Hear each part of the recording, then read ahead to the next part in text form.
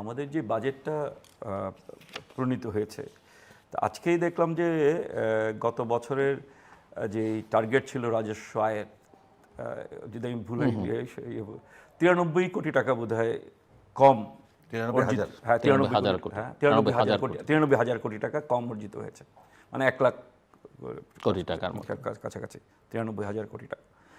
তো ফলে আরও যে 2,43,000 কোটি টাকার ঘাটতি বাজেটই দেওয়া হয়েছে।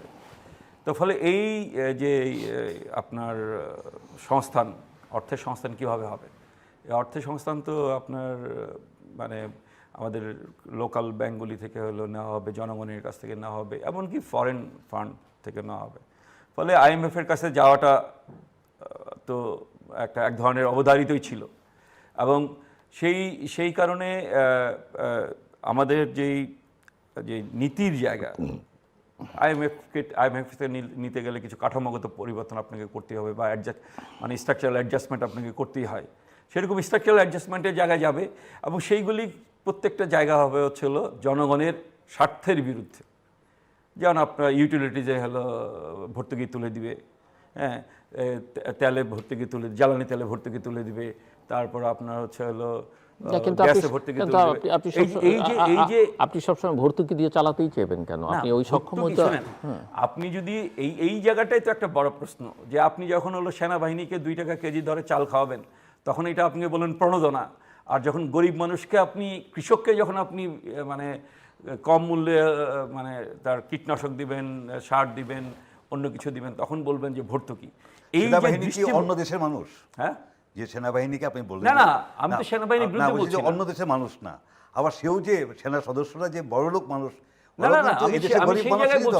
আমি সেনাবাহিনীকে কথা বলছেন না, আপনি বলছেন যে এক জায়গায় প্রণোদনা বলছেন, আর যখন আপনি কৃষককে দিবেন তখন বলবেন ভর্তুকি, বা সাধারণ মানুষকে যখন দেবেন তখন ভর্তুকি। দুইটাই কিন্তু প্রণোদনা। আপনার কৃষি যদি আজকে আমাদের উন্নত না হয়, আজকে যদি বাংলাদেশের ধান মানে চাল আমদানি করতে হইতো, আজকে যদি আমাদের মানে অন্য কৃষিপণ্য আমাদের ওই আগের মতো আমদানি করতে হইতো, তাহলে বাংলাদেশের তো বৈদেশিক মধ্যে একটা বড় অংশ চলে যেত খাদ্য পণ্য আমদানি করার জন্য। তো এখন কৃষক এবং ক্ষেতমজুরা আপনার যেই উন্নতি করেছে, ধান উৎপাদনে উন্নতি করেছে, দুধ উৎপাদনে উন্নতি করেছে, মাংস উৎপাদনে উন্নতি করেছে, এই জায়গায় আপনি তাকে হলো প্রণোদনা দিবেন না। আপনি যখন খুব ক্যাটাগরিক্যালি যদি বলতে হয়, এই যে মানে আমেরিকার সাথে যে রেসিপ্রোকাল ট্রেড এগ্রিমেন্ট করলো, সেইখানে আমেরিকা থেকে যদি আপনি 7 লক্ষ মেট্রিক টন গম প্রতি বছর আনেন, এবং সেটার দাম বেশি হবে, 70-80, তারা বলছে কোয়ালিটি ভালো হবে। কোয়ালিটি ভালো তো কিছু হবে না, কারণ আপনি মানে আপনার 70 লক্ষ কম দামে জিনিস কম টাকা দেখি, আপনার তো দরকার 70 লক্ষ মেট্রিক টন গম, আপনি 7 লাখ আনলেন ওইখান থেকে, আর 63 লক্ষ মেট্রিক টন গম তো আপনাকে বাংলাদেশি সোর্স থেকে নিতে হবে, অথবা ইউক্রেন বা রাশিয়ান সোর্স থেকে নিতে হবে। ফলে ওই গমের সাথে এই গম আপনি কিভাবে মিলাবেন? আপনি তো কেউ বেশি দাম দিয়ে তো গম আনবে না। আপনার যে যদি আজকে 2 কেজি আটার একটা প্যাকেটের দাম হচ্ছে 120 টাকা, আপনি আমেরিকান গম আনলে তো সেটা 120 টাকায় বিক্রি করতে পারবেন না, 200 টাকায় বিক্রি করতে হবে।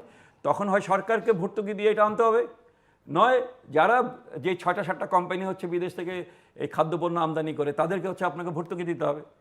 এবং আমেরিকা বলছে, এই চুক্তির মধ্যে আছে, যেসব দেশ হলো ভর্তুকি দিয়ে উৎপাদন করে এবং অবাজার অর্থনীতি, চায়নাকে মিন করছে, কারণ আমাদের সঙ্গে চায়নার ইম্পোর্ট সবচেয়ে বেশি, আমরা সবচেয়ে বেশি ইম্পোর্ট করি চায়না থেকে। ফলে ওই সব দেশ থেকে তুমি হলো ইম্পোর্ট করতে পারবা না। কিন্তু আমেরিকান যে কোনো পণ্য আপনি ইম্পোর্ট করেন না কেন, আপনাকে ভর্তুকি দিয়ে ইম্পোর্ট করতে হবে, কারণ আমেরিকান যে কোনো পণ্যের দামই হচ্ছে আমরা যেই সোর্সগুলি থেকে ইম্পোর্ট করি, হ্যাঁ, India, China, Brazil, Ukraine, Russia, হ্যাঁ, এইসব দেশগুলি থেকে যে আমরা যেই সোর্সগুলিতে ইম্পোর্ট করি, একেবারেই আমেরিকা থেকে তাদের দাম কম। ফলে আমেরিকান যে কোনো পণ্য, যেই ভোগ্য পণ্য আপনি আনেন না কেন, লিপস্টিক বা ওই যে যাই আনেন না কেন, সব কিছু আপনাকে বেশি দাম দিয়ে বিক্রি করতে হবে।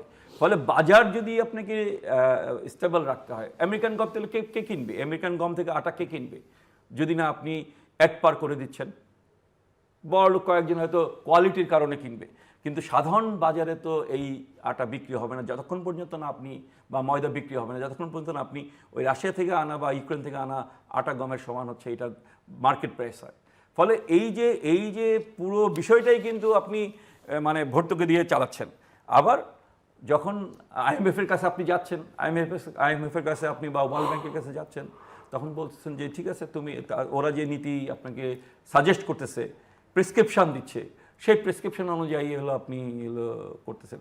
আজকে বাংলাদেশ কমন একটা ইন্ডাস্ট্রিয়ালাইজ কান্ট্রিতে রূপান্তরিত হচ্ছে, কিন্তু এখন বাংলাদেশ দেখা যাচ্ছে একটা আমদানি নির্ভর রাষ্ট্রে রূপান্তরিত হবে।